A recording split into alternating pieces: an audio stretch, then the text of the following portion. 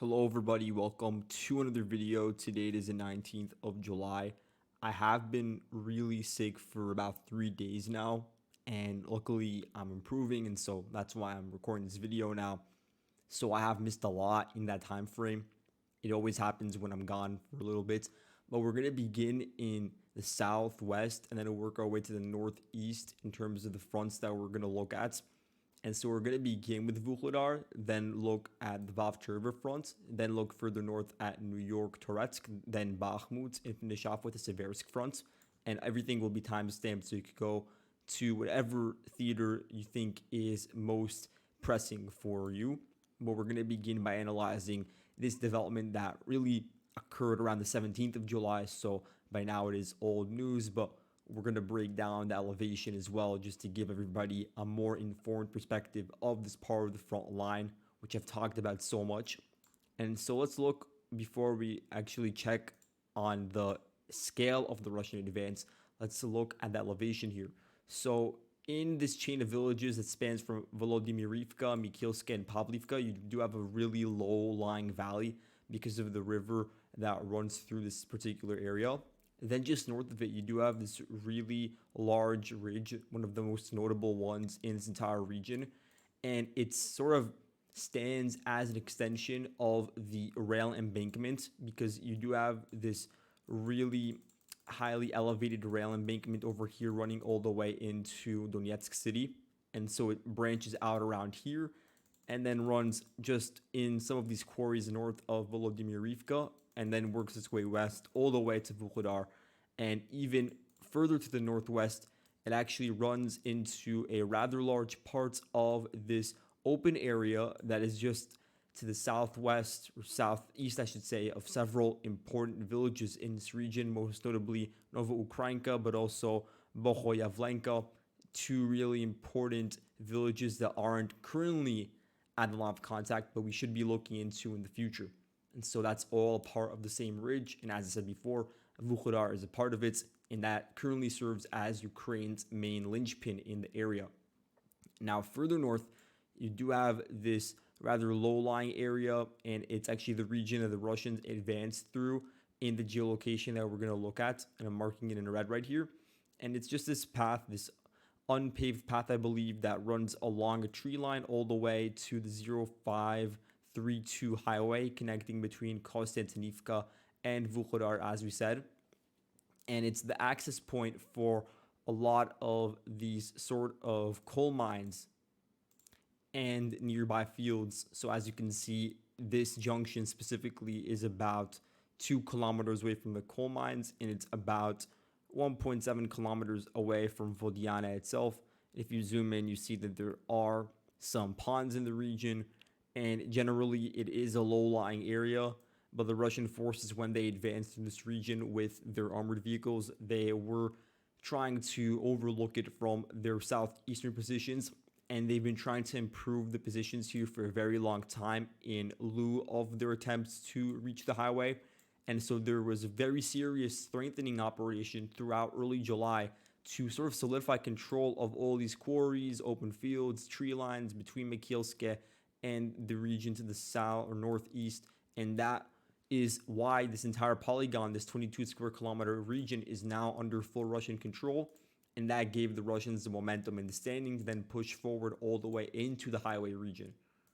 Additionally, you have this line that runs from the actual paved road that you could see starts in Stepne, Solotke, then goes to the northwest, connects with the highway at this very important junction that the Ukrainians still control and is fortified for that said reason, and then passes through Vodiane, which is another Ukrainian linchpin in the area. And from there, you could see how it sort of branches out into all of these open fields that are also fortified, because the Ukrainians understand the importance of controlling these hills, because these hills are the viewing staging area to overlook all of these other villages that are running along the same road, along the same river valley. They're part of the same chain of villages, and it's going from northwest to southeast. But then you also have this sort of vertical line over here, which consists of Trudove and Vuhledar, and that's a really important village, one of the largest ones on the sort of nearby rear if we're looking at it a couple of kilometers back. And so that has implications even past the current fighting. And the Russians, they have not advanced through that region at this present time, but it is an area that we should be looking out for.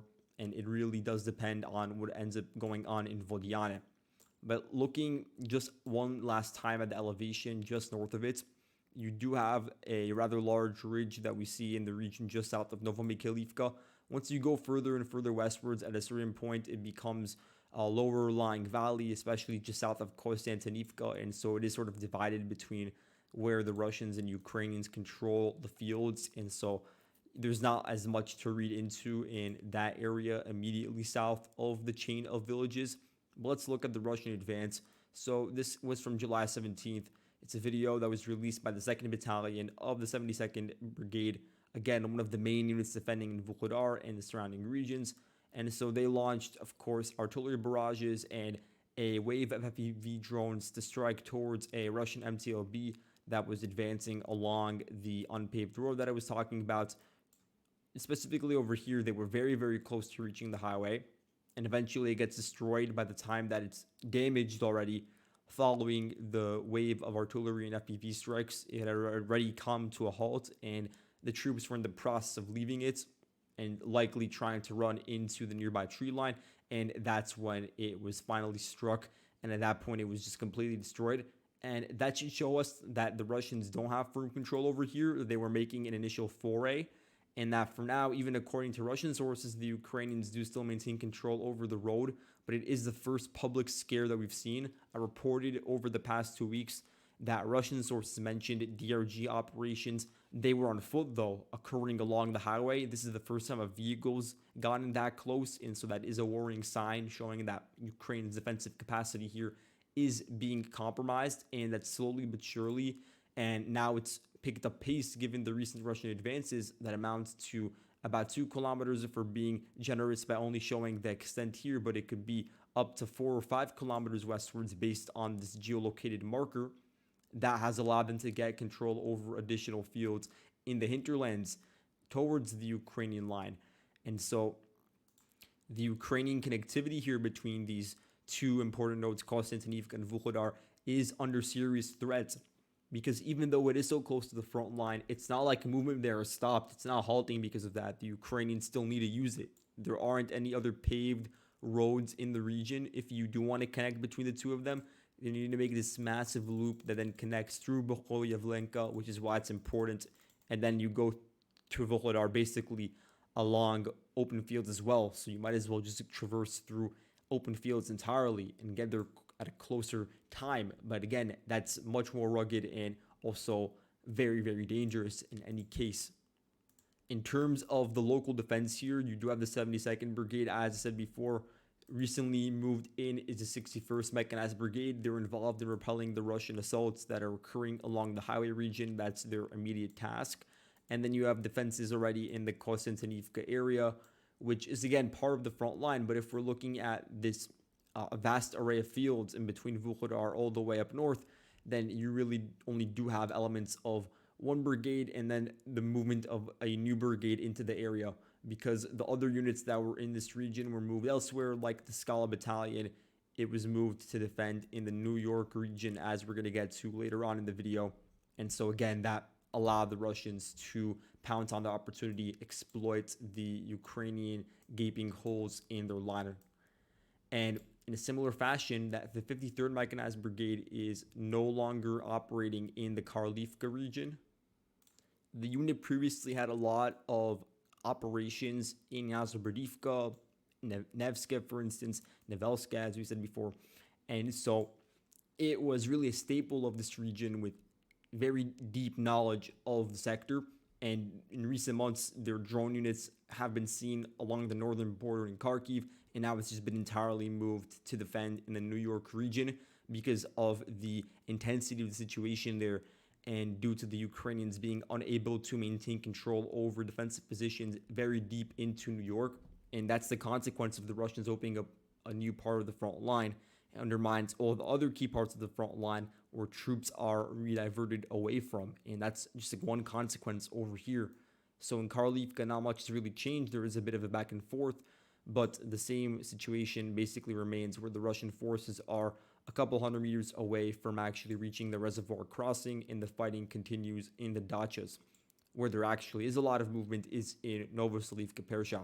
And so in the past few days where I've been uploading, the Russian forces did fully get control over this gray zone region that is in between the ponds and some of the northeastern corner of the village. So it's an area that's, you know, 40 or basically 100 acres. And in terms of the length of the advance, it's about 350 meters. Russian forces here got control over some open fields and bush areas. The more important advance is along the residential areas in the northern half of Persha. We already knew about the July 16th incident where the Russian forces were able to penetrate very deep into the residential areas.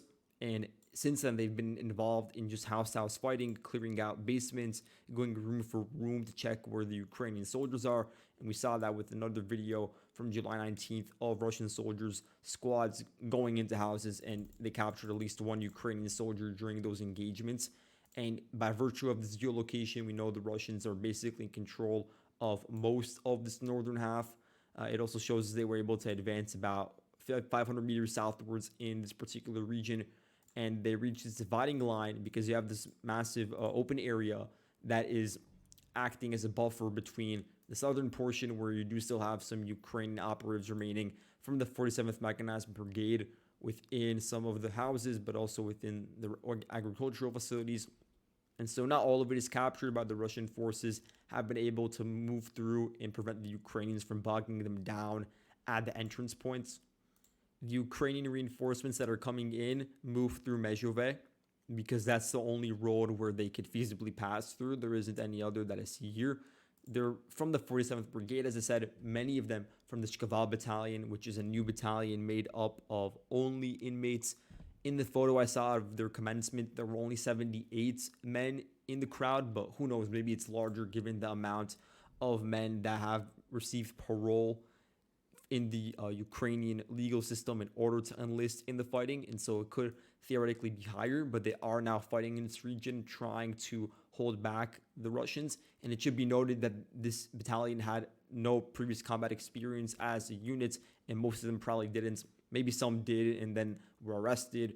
That theoretically is possible, but they did receive at a minimum 2 months of training as a battalion and nothing else, no other combat experience. And then they were immediately sent to fight in the front line here, which is one of the fiercest areas in the entire line of contact, where you're actually engaging in face-to-face fighting, which is something you don't see as much in open fields. You see it in these sort of villages. And the Russian forces, a lot of them that are advancing here, we can click on their unit icons to get an idea. For instance, you have 15th Brigade, a lot of experience from the Avdiivka sector in house-to-house combat. And so they have really become seasoned at that. Same thing with the 30th Brigade that is somewhere over here. They're also floating around, and I don't know if they're fighting specifically in Persha, but they do have very good fighting experience in actual urban clusters. Less so for some of these other new formed units like the 27th Motor Rifle Division. Some of their regiments are also fighting in this region, but they've had a few months of experience now pushing through smaller villages like Sloviove, Novopokrovske, and so they're just making the inevitable next step into Novoselivka, Persha. Looking just a bit north, we can see that the Ukrainian 47th Mechanized Brigade, their non-prisoner assets have been more active around Ivanivka, trying to hold on and prevent the Russians from gaining solid control over there. The reason why they've been successful in holding back the Russians for about a week is because the Russian advance vector here, despite the fact the Russians have a firepower superiority and do have more manpower in the region, it is in a bottleneck because it's really only one route to push westwards here, and it's through a very narrow area, through Avdiivka, then through narrow trenches, through another one. And so it's a very dense region, and then it's very compact. And so the amount of men that you have in isolation, it isn't enough to capture the region. Over time, it begins to add up and helps you capture the area. But it's why the Ukrainians have been able to drag out the fighting, and especially the 47th, because they're very good at doing that. So they sent in their Bradleys in this most recent engagement that was released by their unit's video from July 18th. And the Bradley is able to pass through what we imagine to be the line of contact, past these trenches over here, and it's actually able to fire its 25 millimeter autocannon towards the Russian positions. And the Russian positions are actually here. I should note the Bradley was standing around here, and it was firing again these high velocity rounds towards the Russian soldiers, whether they be in a trench or whether they be in houses or bushes, whatever it may be, trying to just keep them pinned down in the area and try to yield as much damage towards individual soldiers. And so that's the explanation for why we haven't seen any deeper movement despite the same momentum from the Sokio region. Where there has been more momentum is an area that has received less attention from the 47th Brigade because, of course, they can't be everywhere at the same time. Their estimated manpower at the moment is around 2,000 men. And so you have to be very economical in terms of where they're being put and how many even fight on the front line. Many of them are on the rear. And so then it leaves certain drone units to be operating in the region. The drone elements of the 47th Brigade, a lot of them are directing their focus at targeting Russian forces getting closer to Vosko than Novoselivka. And so they're not as much focused on Prohres. But again, my point stands, there has to be some other unit that is involved in defending here. If I had to guess, 116th Brigade maybe is defending in the Prohres area. And perhaps you have a certain element of the 110th Mechanized Brigade that is also fighting further south. But the 110th is putting most of its efforts towards holding back the Russian vector of advance further north in Lozhevatske and around Novoselivka. So I'm not too sure who's filling that gap in Prohres. And the Russians have been advancing here week after week, and I've been detailing it in real time every day, showing how the Russians advance another 500 meters. And I said it's inevitable that they're going to take advantage of this rail embankment from Cheratina, which has been such a big revelation for them. And that's what's been happening. They just continue advancing around here, and the Ukrainians don't have enough manpower. They don't have any organized defenses on its eastern perimeter. And so, of course, there was not really going to be any fight here, especially for such a small hamlet. And so, in rather quick succession, it ended up falling into Russian hands. And this is something that happened today, July 19th. So, a drone filmed a Russian soldier, probably a DRG, that made the initial foray inside Prohres, and they, raised their fists up. So, all of the nearby forested regions and houses, those are now under Russian control. The Ukrainians still maintain control over some important hills that are along the rail embankment that is still under their control, running to the southwest. They also control Vovcha, but it's a matter of time that they lose that due to their very unfavorable position just south of Prohres, where the Russians are now solidifying control. And then again, that would spell the end for any sort of 47th Brigade resistance, protracted resistance in these two trench systems over here. Now, moving on to New York, it really is mainly the 9th Brigade at this point that is conducting the operations here of the 1st Army Corps. And so they're the ones that, for instance, conducted this most recent operation, advancing along, what is that? Zalizhina Road. That's what it's called. It's vertical road, very important, with the armored columns advancing past the cemetery area and making it all the way to school number 18. That's what it's called. And this was filmed by the 53rd Mechanized Brigade, which is how I know that they were moved into this region, where they film how the Russian columns, vehicle after vehicle, comes towards the school area where there was probably Ukrainian defense in the region and the Russians wanted to take it over. And so the Ukrainians had prepared it with minefields, and several Russian vehicles, as they made their way, they were damaged. Most of them actually made it all the way to the school, and some of them stopped along the way. And one of them at least made it all the way to the school and was then destroyed. But it appears that the Russian soldiers that were in some of these vehicles did end up dismounting.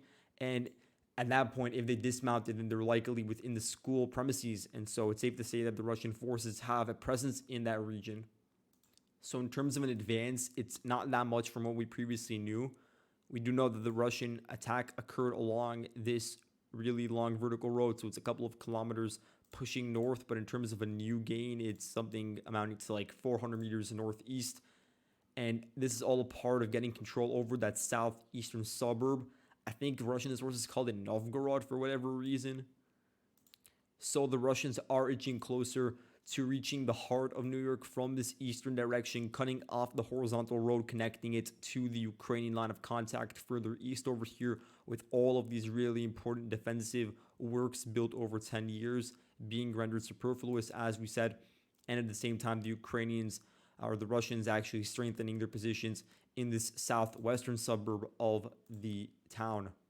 So it really is interesting to see how the Ninth Brigade, which is just one unit on its own, of course supporting, getting some support from other nearby units in the region, like the 132nd and some veteran PMC elements. But most of the other garrison that's fighting in the sector is operating around Toretsk, and so New York is more of a secondary operation, still very important for reasons we've described, but nonetheless, you do have this one unit primarily, and it is currently still advancing, albeit at a much less of a pace than previously, because previously that's when there was a surprise, that's when there was a gap. Now you actually do have this sector accounted for because you do have the movement of two brigades, then one significant battalion, one territorial defense brigade operating around here generally, one National Guard brigade floating around here and perhaps involved in New York. And so you do have the movement of thousands of forces into this one region, and not just a couple, like 1 or 2,000, perhaps more than that, reaching the ballpark of 5,000 defending in this one specific region generally. And they have been unable to turn the tide, and the Russians are actually still able to slightly advance. Well, let's move on to look at Zalizhnya. This is a very minor Russian advance here, something amounting to about 150, 200 meters just westwards, where the Russian forces are continuing to penetrate into the suburbs of Zalizhnya and getting control over apartment complexes, bush areas, houses, getting very close to the road that I was talking about, the sort of vertical road that bisects or sort of divides Toretsk and its suburbs. And that's a line that has just so many trenches along it. The Ukrainians are banking on it to become a very important fallback line as the Russians continue trying to gain control over the residential areas. And so they're only 500 meters or 400 away from it, and they're also about 700 meters away from the very important slag heap in the region that serves as the Ukrainian local heights. Looking further north, you also have the Russian forces advancing about 400 meters to the west. This is being done along that Drew's axis that we talked about. This is recorded by the umbrella unit of the 32nd Brigade. Their FEV hit a house that contained a Russian ammunition depot, and it blew up. That's how we know the Russians advanced here. And it shows how the Russian forces are trying to push through this sort of less dense region. They're trying to get control over Druzhba, as it is easier than Pivnishnya, which if you try to attack it on, even though you have this elevation advantage from the fields to the east, it's still difficult to push in from a field into urban areas and then clear it out one by one. And so doing it in the more open region like Druzhba and then flanking Pivnishnya from the north is something that could potentially unfold, especially based on the foothold that the Russians are now forming in the eastern portion of said suburb. Moving on to Bakhmut, I won't talk about this too much, but I will have a lot more to say about it in future videos. The Russians have full control over Kalina. This was confirmed by Deep States. I believe it was 2 days ago now on July 16th. Let's look at the extent of the Russian advance based on the confirmation. It's nearly 2 kilometers going westwards. The Russian forces now have control over one of the most important villages that is along the Donbass Canal. It's located on a very important height. This sort of height that just is to the northwest of Vuhledar. It is such an important hill that is essentially on level field with the canal and the canal ridge that the Ukrainians still control on its western bank. What this means is that Russian DRGs can more easily cross over the river and conduct harassment operations on Chasiv Yar's northern flank, and they could even do that just literally using the physical crossing over here, using this road here, something they've done before and have been pushed back, but those were in different times when the village of Kalina was not under their full control. Now it is, so they have a firm base for these sort of operations. They also have the force to provide them with concealment, and so there's going to be a lot of DRG activity in the coming weeks, trying to find weak points along this line, trying to find an area where a trench is empty or where there isn't even a trench, and then pouncing along that area and then creating the conditions in order to cross the canal more seriously and begin flanking Chasiv Yar instead of just pushing through all of the city in its entirety, which is going to be a very drawn out battle. The last part of the front we're looking at is the Siversk salient. I'm just going to begin by quickly acknowledging a video that was released on July 16th, which showed Ukrainian FPV strikes on houses in northern Novoselivka. Confirmation, essentially, the Russians captured the entirety of the village, which means the dividing line is now the Sukha Plotva River over here, marked in red. And at the same time, if we're looking to the northeast, there was a very important update. This is a geolocation that is from July 18th. It shows a Russian infantry squad going through the ruins of Vuhledar, examining the houses, and then actually raising a flag above one. What we see in the video is that there really aren't any more engagements here. You don't see any sort of smoke plumes. You don't hear anything violent in the region. It appears the Ukrainians did not really fight within Vuhledar. The main fight was put into 2 years in Spirny, but after that point, they really did not have the wherewithal to maintain control over the nearby hamlets. What's unknown is what's going on with this fortress over here, because you have a very strong Ukrainian defensive position here, very close, just a couple of kilometers away from Vuhledar. It is located on a hill overlooking Darivka, which is on a very low elevated region. We're going to get to that. And the status is unknown, whether the Ukrainians have the manpower to hold on to it, whether they're being struck by FABs or by artillery systems, and they just can't remain in the open like that. But what this means is that the main Ukrainian concentration here has been forced to move back to trenches just south of Siversk, and you don't have a large concentration here. There aren't many units defending in the Siversk region. You have the 4th Rapid Reaction Brigade, you have a battalion at least of the 10th Mountain Assault Brigade, and that is really it. And so if we're going south now to look at the extent of the advance from Spirny, which really I talked about at the time, the capture of Spirny was really momentous. It's a 4-kilometer advance, and just imagine how much was captured in terms of square kilometers in between Spirny and Vuhledar, 10 square kilometers. It's being done mainly by the 123rd Motor Rifle Brigade, and their drone unit is also present and involved in these operations.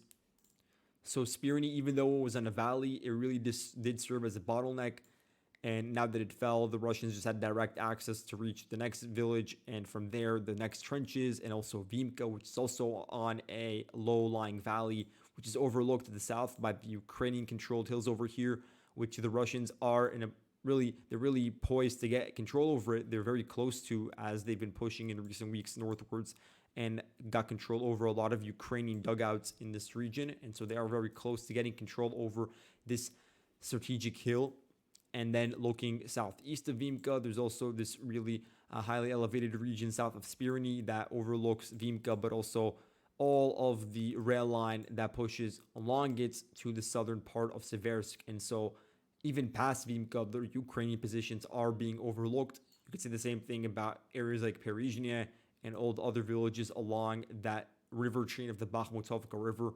And it's an area that is not just on bad elevation, it's not fortified in certain regions because the southern flank of Siversk is not as well protected as the eastern perimeter. It is very well protected as a whole because the Ukrainians have had 2 years to defend here. Since September of 2022, the front line has been basically stagnant, and now it's beginning to change for the first time. So the Ukrainians really relied on the Russians in action, and when they did act, they were really relying on their defensive capacity at well-known frontline regions and bottlenecks. And once the Russians were able to overcome that, which took just so long, the Ukrainians, the underlying dynamics surrounding their manpower, elevation, all of that really began to show, and it's currently manifesting. And so the Russian attacks over here, they're both being done for geographical reasons to undermine Siversk's southern flank and then eventually capture the city. But also, it's going to play a role in making Ukraine choose should they redivert forces from other sectors to defend here, because they definitely do need additional support. And so that's all I need to have for today. Thank you all for watching, and I'll see you guys in the next video. Goodbye.